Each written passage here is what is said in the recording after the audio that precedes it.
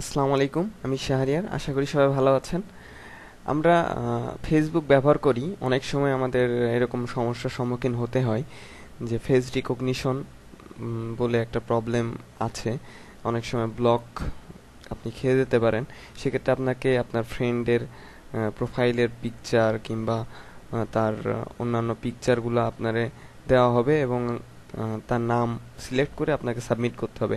এরকম কয়েকটি ধাপ আছে যেগুলো আপনি যদি সঠিকভাবে ফিল আপ করেন তাহলে আপনি আপনার অ্যাকাউন্টে অ্যাক্সেস করতে পারবেন, নতুবা অ্যাক্সেস করতে পারবেন না।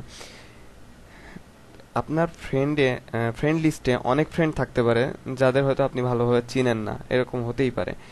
সেক্ষেত্রে আপনি আপনার অ্যাকাউন্টে সঠিকভাবে যদি পিকচারটি সিলেক্ট করে সাবমিট না দিতে পারেন তাহলে আপনি আপনার সেই অ্যাকাউন্টে অ্যাক্সেস করতে পারছেন না।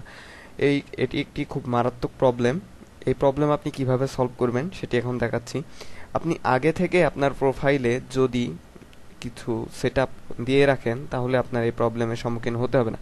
মানে এই প্রবলেম আপনি পড়বেন কিন্তু আপনি প্রবলেম থেকে মুক্তি পাবেন।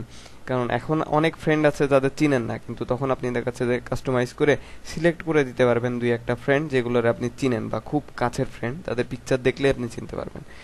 এজন্য আপনাকে প্রথমে আপনার ফেসবুকে লগ ইন করা লাগবে। লগ ইন করার পরে আপনি সেটিংয়ে যাবেন, সেটিংয়ে যাওয়ার পরে সিকিউরিটিতে আসবেন। এখানে আসার পরে দেখবেন ট্রাস্টেড কন্ট্যাক্টস, এখানে এডিট করবেন। এডিট করার পর চুজ ট্রাস্টেড কন্ট্যাক্টস, এখানে ক্লিক করার পর এখানে আপনি আপনার ফ্রেন্ডের নাম সিলেক্ট করে দিবেন। আমার এখানে কোনো এই প্রোফাইলটিতে এখনো কোনো ফ্রেন্ড হয়নি, এই টিউটোরিয়ালের জন্যই প্রোফাইলটি বানানো।